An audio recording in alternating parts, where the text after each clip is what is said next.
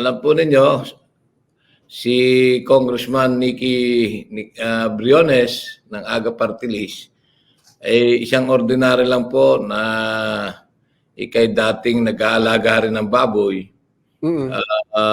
backyard racers, 10, 20 heads. And then tayo unti-unting nakapagtayo ng piggery na umpisa sa 10 heads na inahin. And then tayo ay lumaki at naging parang commercial farm. And then naging member tayo ng Limcoma Multipurpose Cooperative. Tayo naging director, naging top consumer tayo ng feeds na ibinebenta ng Limcoma.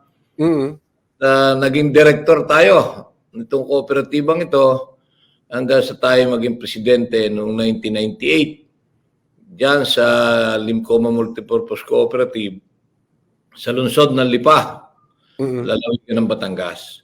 At noong mga panahon yon, tayo ay nakita natin ang ika nga ay mga kaganapan tungkol sa ating agrikultura. Yung mga nag-aalaga ng baboy, nahihirapan noon sa FMD, outbreak, nahihirapan sa smuggling, sobra importasyon. Problema na noon, 1998 pa.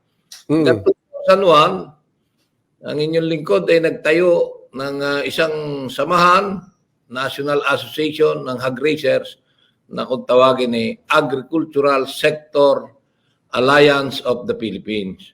At hindi pa hindi para ilaban sa party list election, kundi para magkaroon lang ng samahan upang siyang mag-advocate ng mga pangangailangan, magsalita para sa ating mga magsasaka. Kaya natayo yan noong 2001, na-register sa SEC noong 2002.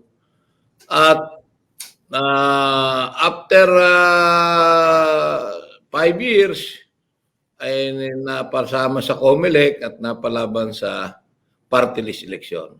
Kaya tayo, congressman, mula 2007 hanggang 2016, 3 terms. Si Congressman Rico, napaupo rin dyan sa AGAP, 3 terms din. At ngayon, nakabalik tayo nitong 2022. Ibig sabihin, nagpapasalamat naman kami at nakikita ng ating mga kababayan na ito'y lehitimong party list ng advokasya ay paglaban ang hanap buhay ng ating mga magsaka at maging kaagapay ng mga kooperatiba.